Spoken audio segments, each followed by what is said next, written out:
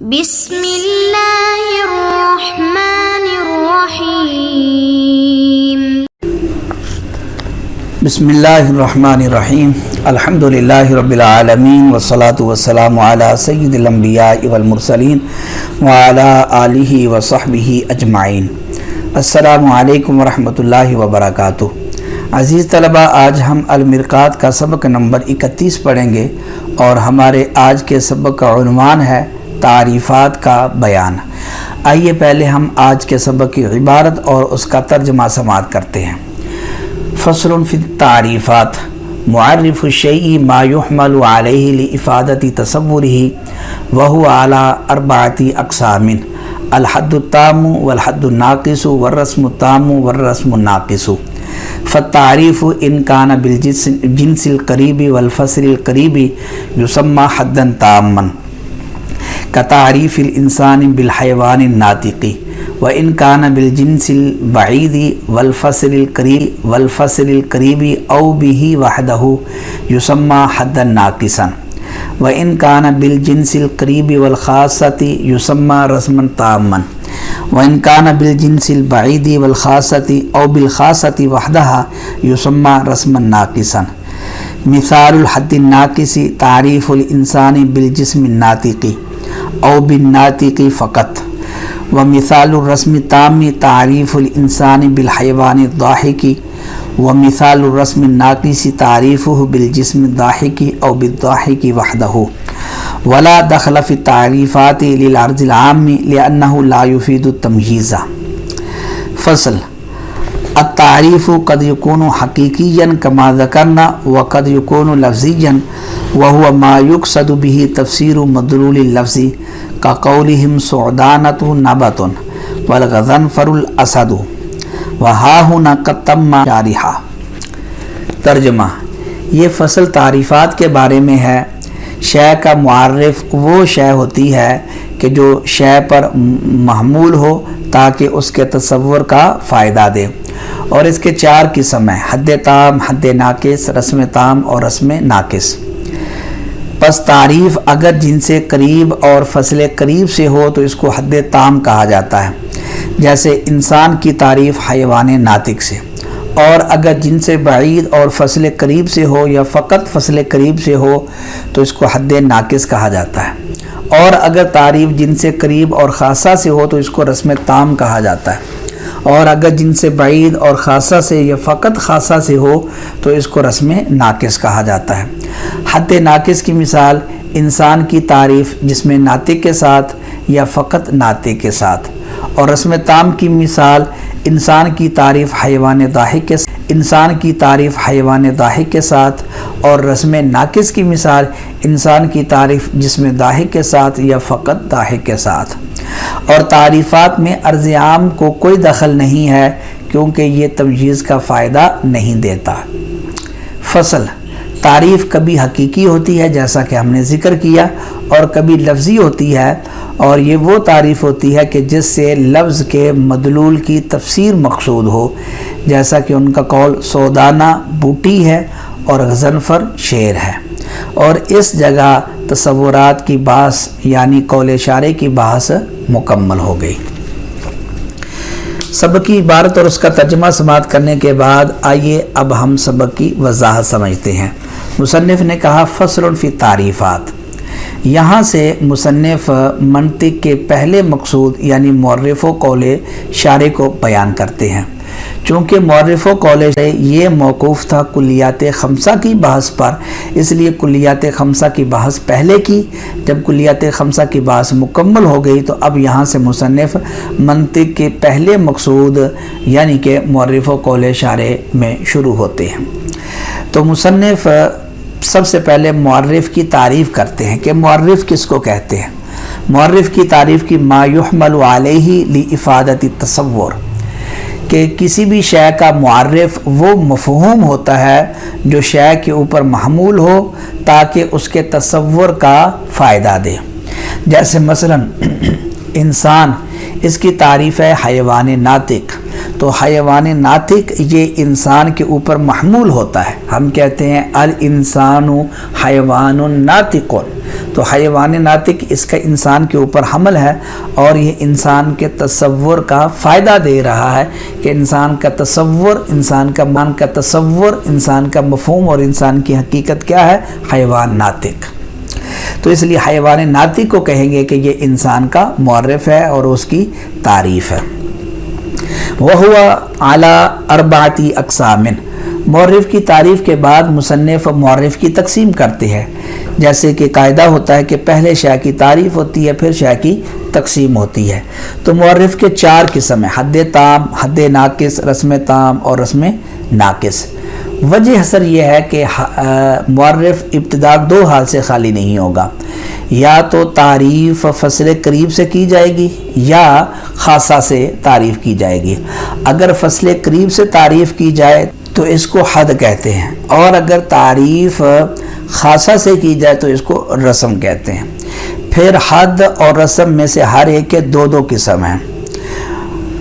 حد کہتے ہیں کہ فصل قریب سے جو تعریف کی جائے، پھر کہ فصل قریب کے ساتھ جن سے قریب ہے یا جن سے بعید ہے، یا نہ جن سے قریب ہے نہ جن سے قریب ہے۔ اگر فصل قریب کے ساتھ جن سے قریب ہو تو اس کو حد تام کہتے ہیں، اور اگر فصل قریب کے ساتھ جن سے بعید ہو یا نہ جن سے قریب ہو نہ جن سے بعید ہو تو اس کو حد ناقص کہتے ہیں۔ اسی طرح رسم وہ تعریف ہوتی ہے جو خاصہ کے ساتھ کی جائے۔ پھر دیکھا جائے گا کہ خاصہ کے ساتھ جن سے قریب ہے یا بعید ہے، یا نہ جن سے قریب ہے اور نہ جن سے بعید ہے۔ اگر خاصہ کے ساتھ جن سے قریب ہو تو اس کو رسم تام کہتے ہیں، اور اگر خاصہ کے ساتھ جن سے بعید ہو یا نہ جن سے قریب ہو نہ جن سے بعید ہو تو اس کو رسم ناقص کہتے ہیں۔ اب آئیے وجہ حسر کے بعد ہم ان 4 کی تعریفات کو اور ان کی مثالوں کرتے ہیں۔ تو سب سے پہلے حد تام۔ حد تام اس تعریف کو کہتے ہیں کہ جس شے کی ہم تعریف کر رہے ہیں تو یہ اس کی جن سے قریب اور فصل قریب کے اوپر مشتمل ہے۔ اس کی مثال ہے جس طرح کہ انسان کی تعریف حیوان ناطق کے ساتھ، تو یہ انسان کی تعریف حیوان ناطق کے ساتھ یہ انسان کی حد تام ہوگی، کیونکہ اس میں حیوان یہ انسان کی جن سے قریب ہے اور ناطق یہ انسان کی فصل قریب ہے۔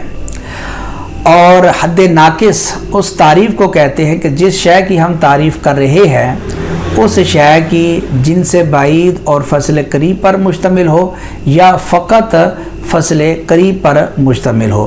اس کی مثال ہے جس طرح کہ انسان کی تعریف جسم ناطق کے ساتھ یا فقط ناطق کے ساتھ۔ جسم ناطق کے ساتھ تعریف تو یہ بھی حد ناقص ہے، کیونکہ جسم اس میں جن سے بعید ہے اور ناطق یہ انسان کی فصل قریب ہے، اور اگر فقط ناطق کے ساتھ تعریف یہ بھی انسان کی حد ناقص کہلائے گی۔ رسم تام اس تعریف کو کہتے ہیں کہ جس شے کی ہم تعریف کر رہے ہیں اس شے کی جن سے قریب اور خاصہ کے اوپر تعریف مشتمل ہو۔ اس کی مثال ہے جیسا کہ انسان کی تعریف حیوان ضاحک کے ساتھ، تو حیوان ضاحک کے ساتھ انسان کی تعریف یہ رسم تام ہے، کیونکہ اس کے اندر حیوان یہ انسان کی جن سے قریب ہے اور ضاحک یہ انسان کا خاصہ ہے۔ اور رسم ناقص اس تعریف کو کہتے ہیں کہ جس شے کی ہم تعریف کر رہے ہیں اس کی جن سے بعید اور خاصہ پر یا فقط خاصہ پر مشتمل ہو۔ اس کی مثال ہے جس طرح کہ انسان کی تعریف جسم ضاحک کے ساتھ یا فقط ضاحک کے ساتھ۔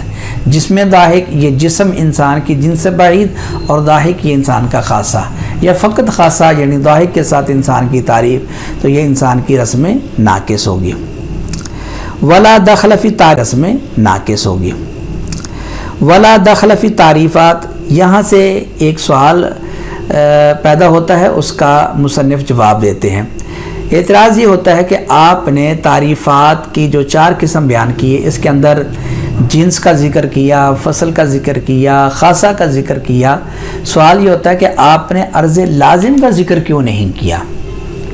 عرض لازم یہ بھی کلیت 5 میں سے ایک قسم ہے، جس طرح کہ خاصہ یہ کلی عرضی ہے تو عرض عام یہ بھی ایک کلی عرضی ہے، تو اس کا آپ نے ذکر کیوں نہیں کیا؟ تو اس اعتراض کا جواب یہ ہے کہ تعریف کا مقصد ہوتا ہے تمییز کا فائدہ دینا، اور چونکہ عرض عام جو ہے یہ تمییز کا فائدہ نہیں دیتا، اس وجہ سے تعریفات کے اندر عرض عام کا کوئی دخل نہیں ہے، تعریفات کے اندر عرض عام کو ذکر نہیں کیا جاتا۔ آگے تعریف قد یکون حقیقیاً، یہاں سے مصنف تعریف کے دو قسم بیان کرتے ہیں، اور یہ ابتدائی تقسیم ہے تعریف کی۔ تعریف کے دو قسم ہیں، نمبر ایک تعریف حقیقی، نمبر دو تعریف لفظی۔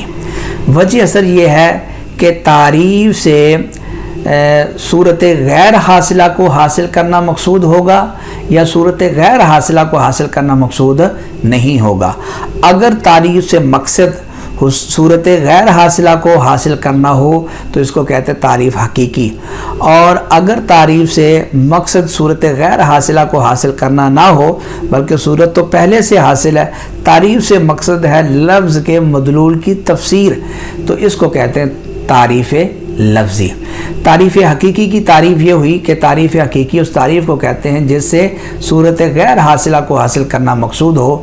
اس کے یہ چار قسم ہیں، حد تام، حد ناقص، رسم تام اور رسم ناقص، کیونکہ یہاں تعریف سے صورت غیر حاصلہ کو حاصل کیا جاتا ہے، یعنی جو پہلے صورت حاصل نہیں ہوتی تعریف سے وہ شے حاصل ہوتی ہے۔